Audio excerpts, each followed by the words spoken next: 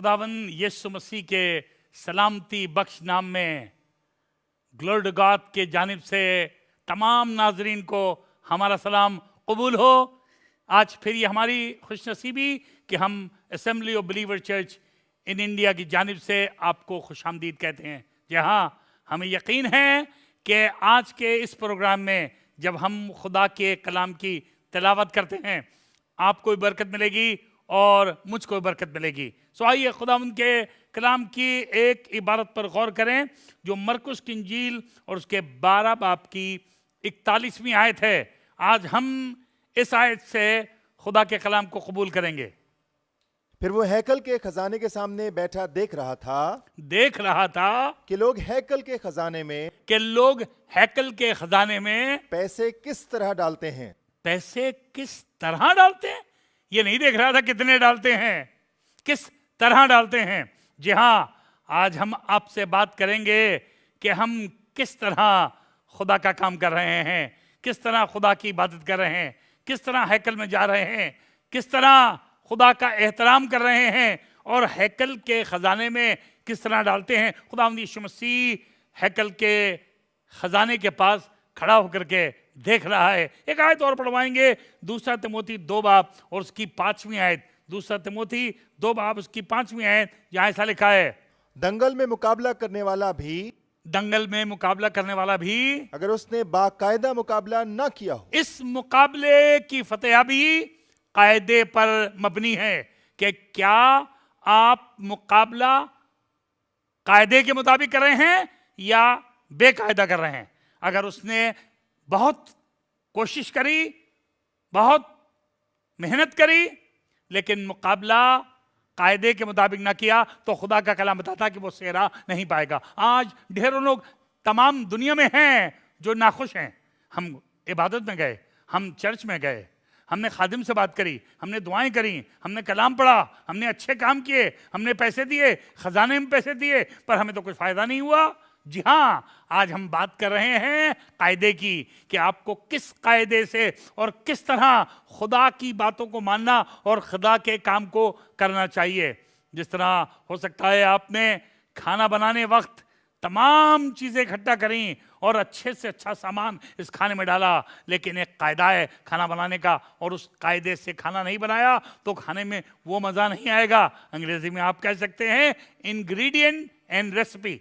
Recipe is more important than ingredients. जी हाँ, हम आपको इल्ज़ाम नहीं दे रहे हैं कि आप चर्च नहीं गए, आपको इल्ज़ाम नहीं दे रहे हैं आपने बाइबल नहीं पढ़ी, आपको इल्ज़ाम नहीं दे रहे हैं आपने गरीबों की मदद नहीं करी, आपको इल्ज़ाम नहीं दे रहे हैं कि आपने अच्छे काम नहीं किए। फिर भी अगर आप कह रहे हैं मुझको कोई फ़ायदा नहीं हुआ, तो वो सेहरा नहीं पाता। कौन? जिसने बाकायदा दंगल में मुकाबला नहीं किया। सो आइए हम कुछ बातों का जिक्र करेंगे। सबसे पहली बात जिसका आज हम जिक्र करने जा रहे हैं, इन दिनों में ये मजमून आपके सामने हम पेश करेंगे और सिलसिलेवार बताएंगे किस काम को किस तरह करना चाहिए। आसमान के खुदा ने हर चीज़ का कायदा ठहराया है। अगर आप कायदे के मुताबिक करेंगे तो सेहरा ज़रूर पाएंगे, बरकत ज़रूर पाएंगे, काबिलियत को हासिल करेंगे और आसमान के खुदा की सताइश करेंगे। जी, आज हम जिक्र कर रहे हैं कि खुदा के घर में किस तरह दाखिल हों या खुदा के घर में इबादत करने किस तरह जाएं। सबसे पहली आयत जो हम पढ़वाना चाहते हैं वो वाइस की किताब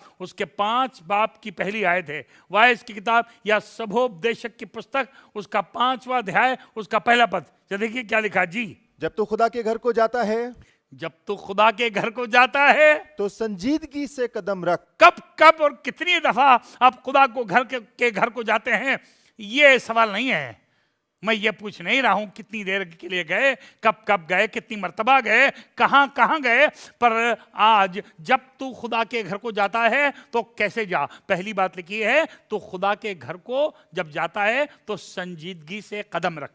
शुरुआत, कदम रखना, जाना बहुत जरूरी है कि किस तरह खुदा के घर को जाएं। संजीदगी से कदम रखना। खुदा के घर को जाने का तरीका ज़बूर 100 और उसकी दूसरी आयत और चौथी आयत में कुछ लिखा है। ना देखिएगा, ज़बूर 100 उसकी दूसरी आयत और फिर चौथी आयत। जी, खुशी से खुदावंद की इबादत करो। इबादत करने खुदा के घर को जाता है तो पहली चीज का जिक्र लिखा है कि दिल में खुशी लेकर के कि हम खुदा के घर को जा रहे हैं, गम से नहीं, तकलीफ से नहीं, जबरदस्ती नहीं, लेकिन खुशी से, आजाद मर्जी से मैं जाना चाहता हूं, मैं इबादत करना चाहता हूं, मुझे इबादत करना अच्छा लगता है। जब तू खुदा के घर को जाए तो संजीदगी से कदम रखना, बनावटी तौर से खुदा के घर को मत जाना, संजीदगी से कदम रखना। जी हाँ, पहले लिखा है तू खुशी से, जी हाँ, आगे क्या लिखा है? गाते हुए उसके हुजूर कैसे जाना? गाते हुए जाना, गाते हुए उसके हुजूर हाजिर होना। अगर मैं यहीं ख़त्म कर दूं तो आप ये कह सकते हैं भैया गीत तो बहुत तरह के लोग गा रहे हैं, गीत ये भी गा रहे हैं, मर गया लुट गया उसने मेरा साथ नहीं दिया, ये भी तो गीत हैं। लेकिन आज मैं आपको बताना चाहता हूं कि न सिर्फ खुदा के घर को जाने में संजीदगी से आपको कदम रखना है, न सिर्फ आपको खुशी और गीत गाते हुए जाना है, पर गीत का नमूना भी लिखा हुआ है। चौथी आयत में देखिए क्या लिखा है, गीत का नमूना। किस किस्म के गीत गाते हुए खुदा के घर को जाएं? आप किसी के घर में जाइए और इस तरह के बुड़बुड़ाने वाले और कुड़कुड़ाने वाले गीत गाते हुए जाइए, वो शख्स नाखुश हो जाएगा और शायद हो सकता है मजबूर हो जाए कि आपसे क्या भैया अब आप हमारे घर मत आया करिए। यहां जब तो खुदा के घर को जाना तो सिर्फ गीत गाते हुए नहीं, बल्कि गीत लिखे किस किस्म के गीत गाते जाना। सुनिए, शुक्रगुजारी करते हुए उसके फाटकों में, शुक्रगुजारी करते हुए उसके फाटकों में, और हमद करते हुए उसकी बारगाहों में दाखिल जब हो। तुम हमद करना, जब तुम गीत गाना तो हमद के गीत गाना और शुक्रगुजारी के गीत गाना, तारीफ के गीत गाना, बड़ाई के गीत गाना, खुदा से खुशी के साथ, खुदा के घर में संजीदगी के साथ दाखिल होना। सवालात लेके दाखिल ना होना, कुड़कुड़ाते और बुड़बुड़ाते हुए दाखिल ना होना। मुझे नहीं मालूम आप कितने सालों से खुदा की इबादत कर रहे हैं, मुझे नहीं मालूम आप कितनी मर्तबा खुदा के घर में गए, मुझे नहीं मालूम कितनी दफा आपने लोगों को पैसे दिए और गरीबों को खाना खिलवाया और अच्छे काम किए, पर सवाल ये पूछ रहा हूं कि अगर आज खुदावंद यीशु मसीह बैठा आपके खुदा के घर में जाने के तरीके को देख रहा होगा तो क्या उससे खुश हो रहा होगा? वो बैठा देख रहा है कि लोग किस तरह से खुदा के घर को जा रहे हैं, संजीदगी से जा रहे हैं या बेसंजीदगी से जा रहे हैं, खुशी से जा रहे हैं, नगमसराई करते हुए जा रहे हैं, खुदा की तारीफ करते हुए जा रहे हैं, उसकी बड़ाई करते हुए। जब तो खुदा के घर को जाना तो संजीदगी से कदम रखना, नगमे गाते हुए जाना, शुक्रगुजारी के नगमे गाते हुए जाना, खुदा की ताज़ीम के नगमे गाते हुए जाना। मैं चाहूँगा ज़बूर 84 उसकी 10वीं आयत पढ़िए। ज़बूर 84 उसकी 10वीं आयत। यहाँ खुदा का बंदा दाऊद नबी कुछ कह रहा है खुदा के घर के बारे में। जी हाँ, क्योंकि तेरी बारगाहों में एक दिन 1000 से बेहतर है। ये कह रहा है खुदा बाप, तेरी बारगाहों में अगर एक दिन जाने को मिल गया तो 1000 दिन से बेहतर है। दुनिया के किसी भी बड़ी जगह में 1000 बार जाने से अच्छा है एक बार तेरी बारगाहों में। इसको खुदा की बारगाहों की खूबी मालूम है, इसको मालूम है कि खुदा की बारगाहें कैसी हकीकत रखती हैं इसकी जिंदगी में। क्या आपको पता है कि खुदा के बारगाहों का एक दिन और जगहों की, बड़ी जगहों के 1000 दिन से बेहतर है? और आगे ये कह रहा है, सुनिए, मैं अपने खुदा के घर का दरबान होना। मैं जब खुदा के घर में जाऊंगा तो मैं ये ख्याल करके जाऊंगा कि मुझे अगर गेटकीपर या दरबान बना दें, दरवाजे पर खड़ा कर दें। ये ईस्टर्न कल्चर में हिंदुस्तानी नुक्ते निगाह से बड़ी छोटी और नीची चीज है। किसी को दरवाजे पे खड़ा कर दिए, किसी से भी कह दिया भैया तुम दरवाजे पे खड़े हो जाओ तो बुरा मान जाता है। आप किसी को भी नौकरी दिलाइए दरबान की, वो बुरा मान जाता है। किसी की लड़की की शादी किसी दरबान से लगाइए वो बुरा मान जाता है, क्योंकि दरबान छोटा आदमी कहलाता है, गरीब आदमी कहलाता है। पर ये खुदा का बंदा कह रहा है कि मैं खुदा के घर का अगर दरबान तक बना लिया जाऊं तो ये मेरे लिए बड़ी भारी चीज है। वाह, क्या आपकी जिंदगी और आपके जिगर में, आपके ख्यालात, कयासात और तस्वुरात में आसमान के खुदा के घर की इतनी कीमत है कि आप कह रहे हैं कि खुदा बाप अगर अपने घर में मुझे दरबान ही बना ले, मतलब ये कि आप वहाँ के डायरेक्टर हो या लीडर हो या क्वायर डायरेक्टर हो या प्रीचर हो या ख़ास आदमी हो, सब आपकी इज्जत करें, सब आपसे हाथ मिलाएं, पूरी इबादत में आपका जिक्र हो, पूरी कन्वेंशन में आपका नाम लिया जाए, आपका नाम फोल्डर में हो, आपका नाम बोर्ड पे चस्पा हो, सब लोग आपका जिक्र करें। जरूरी नहीं है। अगर आप चाहते हैं कि आपकी इबादत आसमान के खुदा की तरफ से कबूल करी जाए, अगर आप चाहते हैं आप सेहरा पाएं, अगर आप चाहते हैं वो यीशु मसीह जो बैठकर आप देख रहा है कि किस तरह लोग मेरी इबादत कर रहे हैं, तो आप इबादत गाह में जाते वक्त यह ख्याल लेके जाइए कि अगर खुदा मुझे अपने घर का दरबान भी बना ले तो बहुत बड़ी बात है। कुछ भी खुदा मुझसे अपने घर में करा ले, पर मैं खुदा के घर जाना चाहता हूँ, मैं खुदा की बातें करना चाहता हूँ, मैं खुदा के गीत गाना चाहता हूँ, मैं खुदा का बंदा कहलाना चाहता हूँ। मैं चाहता हूँ कि लोग मुझे खुदा का आबिद परस्तार बंदा समझें। मैं चाहूंगा एक और आयत पढ़ें जो आपको 27 ज़बूर की 4थी आयत में कुछ खास बातें मेरे को मिलेंगी। जी हाँ, मैंने खुदावन से एक दरख्वास्त की मैंने है। खुदावन से एक दरख्वास्त की। अगर आपको मौका मिल जाए आसमान के खुदा से एक दरख्वास्त करने का, तो जरा सोचिए आप क्या मांगेंगे।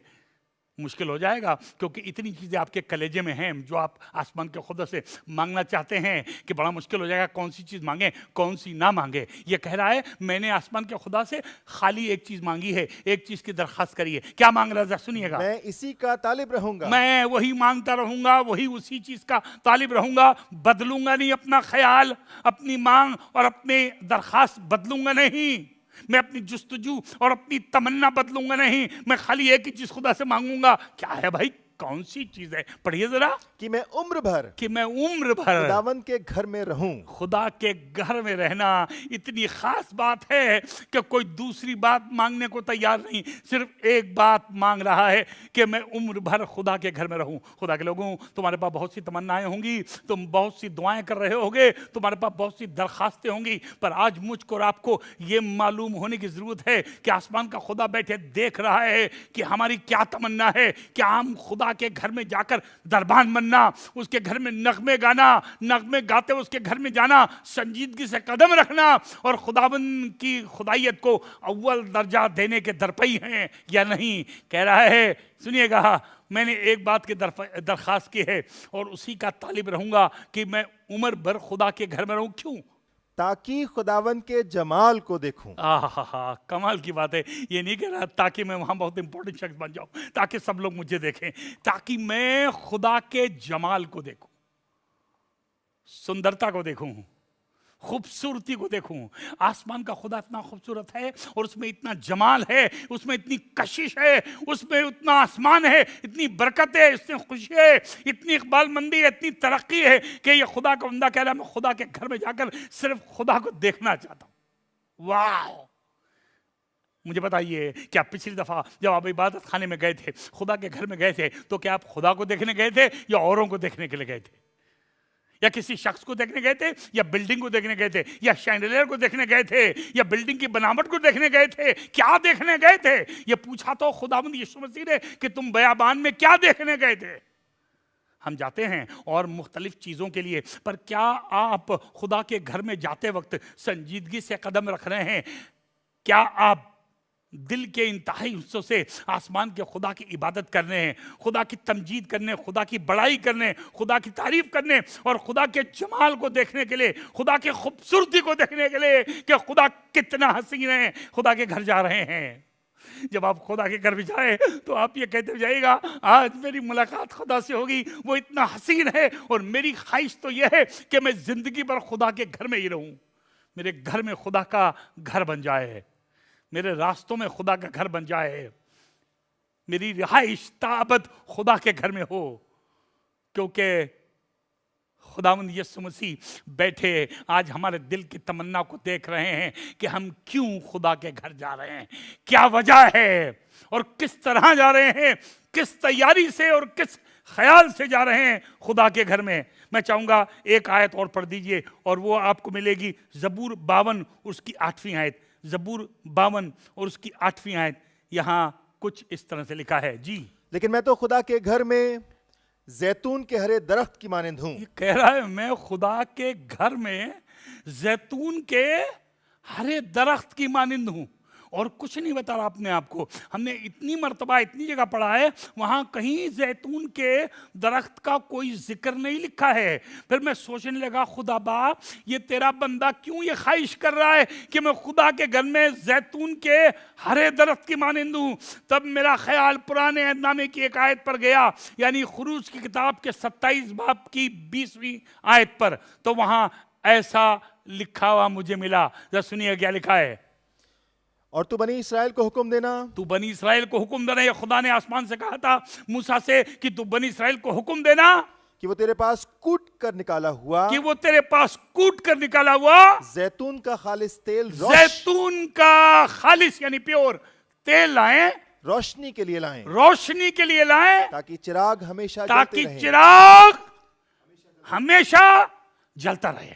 आसमान के खुदा की मर्जी यह थी कि खुदा के घर में चिराग जलाने के लिए जैतून के हरे दरख्त से तेल निकाला जाए और वो तेल से चिराग जलता रहे। और ये खुदा का बंदा ये दरख्वास्त और ये ख्वाहिश कर रहा है कि खुदा बाप मुझे अपने घर का हरा जैतून बना ले, ताकि मेरे अंदर से जो तेल निकले वो तेरे घर में रोशनी बख्शे। खुदा के लोगों, दूर और पास से मेरी आवाज सुनने वालों, गरीब और अमीर, मैं आज ये तमन्ना कर रहा हूं और मैं उम्मीद करता हूं कि तुम भी यही तमन्ना करोगे कि मैं खुदा के घर में जैतून के हरे दरख्त की मानंद हूं। चाहे मैं पिट जाऊं और कुचल जाऊं, मरोड़ा जाऊं, पर मेरे अंदर से एक ऐसा तेल निकले है जो रोशनी के लिए खुदा के घर में इस्तेमाल हो। और जहां कहीं मैं जाऊं मैं वहां रोशनी पैदा करूं, आसमान के खुदा का घर बर्पा करूं और बना दूं। आपकी जिंदगी रोशनी बख्श जिंदगी हो, आपकी बातें रोशनी बख्श बातें हो, आपकी मुसीबत और परेशानी आपको कुचले जाने और निचोड़े जाने से तेल निकले जो खुदा के घर में रोशनी पैदा करे। मैं खुदा के घर में दरबान बनना चाहता हूँ। मैं खुदा के घर में खुदा का मोहताज और खुदा को देखना चाहता हूँ। मैं खुदा के घर में खुदा की शक्ल पे हमेशा के लिए अपने आप को निसार करना चाहता हूँ। मैं खुदा के घर में जैतून के हरे दरख्त की मानंद होना चाहता हूँ, ताकि मुझ में से तेल निकले और खुदा के घर में रोशनी पैदा हो। खुदा के घर में मेरे वसीले से लोग बरकत पाएं, इस दुनिया में मेरे वसीले से लोग बरकत पाएं। एक बंदे के बारे में लिखा है जो मूसा की मौत के बाद बनी इस्राएल का पेशवा हुआ और 6.5 लाख मर्दों को मुल्क कनान से, जो मुल्क मिस्र से मुल्क कनान जा रहे थे, उनका पेशवा हो और उनको मुल्क कनान तक पहुंचाए। उसके बारे में लिखा है जब मूसा खुदा के घर में जाता था तो यहोशू दरवाजे पर खड़ा रहता था। उसे ये भी नहीं मालूम कि मालिक कितनी देर बाद लौटेंगे, मूसा कितनी देर बाद बाहर निकलेंगे। घंटा भर, 2 घंटा, 4 घंटा, 6 घंटा, 8 घंटा, 10 घंटा, सुबह से शाम तक वो दरवाजे पर खड़ा रहता था। तब आगे लिखा है मूसा तो वहां से निकल करके अपने तंबू में चला जाता था, पर यहोशू खुदा के घर के दरवाजे पे खड़ा रहता था। उसको खुदा के घर के दरवाजे पे खड़ा रहने का ऐसा शौक था कि एक दिन खुदा ने आसमान से आवाज दी और कहा मूसा तेरी जगह मेरा बंदा यहोशू मेरा पेशवा बनेगा और मेरे लोगों को मुल्क कनान तक पहुंचाएगा, क्योंकि उसको मेरे घर के दरवाजे पे खड़े रहने का शौक है। उसको मालूम है कि मेरे घर के दरवाजे पे खड़े रहने की क्या इज्जत है। आसमान का खुदा आपसे मोहब्बत करता है, पर आपके ख्याल देखना मांगता है। आज बैठ कर यीशु मसीह देख रहे हैं कि लोग किस तरह मेरे घर को जा रहे हैं, क्यों जा रहे हैं, किस ख्याल से जा रहे हैं। कोई इलेक्शन के लिए नहीं, कोई नामवरी के लिए नहीं, कोई टाइटल के लिए नहीं, किसी पैसे के लिए नहीं, किसी लालच के लिए नहीं, कोई रुतबे के लिए नहीं, कोई दर्जे के लिए नहीं, पर आसमान के खुदा के घर में दाखिल होइए गीत गाते हुए, सिताइश करते हुए, सिर्फ खुदा की इबादत के लिए, ताकि मैं जैतून के हरे दरख्त की मानंद आसमान के खुदा के घर में रोशनी पैदा करूं। खुदा के लोगों, आज हमारी तमन्ना है कि तुमसे रोशनी पैदा हो जो इस जहां को रोशन अंगेज करे। खुदावंद यीशु मसीह ने कहा कि तुम्हारे नेक कामों को देखकर मेरे बाप की जो आसमान में है तमजीद होगी। क्यों? तुम अपनी रोशनी आदमियों के सामने इस तरह चमकाओ, हमारी जिंदगी रोशनी बन जाए। जब हम कुचले जाएं तो तेल निकले, जब हम मरोड़े जाएं तो जैतून का खालिस तेल पैदा हो और वो तेल रोशनी पैदा करे और हमारे कुचले जाने, मरोड़े जाने और हमारे दुख, तकलीफ और मुसीबत उठाने से आसमान के खुदा और उसके घर में रोशनी हो सके। ये तुम्हारी और मेरी तमन्ना होनी चाहिए। आए पापा, आए मम्मी, भाई, दीदी, पादरी साहब, छोटे बच्चे, जवान, खुदा करे तुम्हारे दिल से ये आवाज निकले कि मैं खुदा के घर में जैतून के हरे दरख्त की मानिंद हूं। हम दुआ करेंगे कि आप खुदा के घर में जैतून के हरे दरख्त की मानिंद हों। मेरे साथ दुनिया के किसी कोने में आप क्यों ना हों, आप मुसाफरत कर रहे हैं, अपने घर में हैं, बिस्तर पर हैं, ड्राइंग रूम बैठे हैं, आप रो रहे हैं, आपके हालात बहुत ख़राब हैं, आज तक आप सोच रहे हैं मुझे कोई अजर नहीं मिला, मैं इतना चर्च गया, मैंने इतनी दुआ करी, इतने पैसे खर्चा करे, मैंने इतनी लोगों की मदद करी, पर मुझे कभी सेहरा नहीं मिला।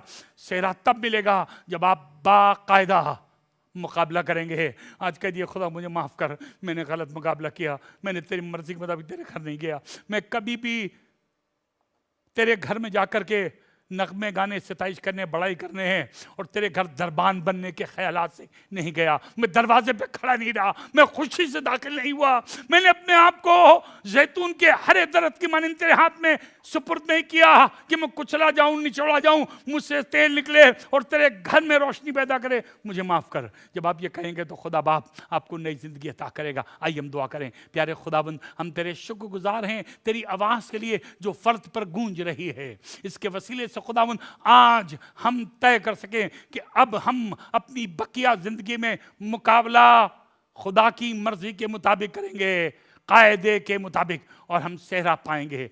बरकत दे खुदावंद यीशु मसीह के नाम से मांगते हैं, आमीन।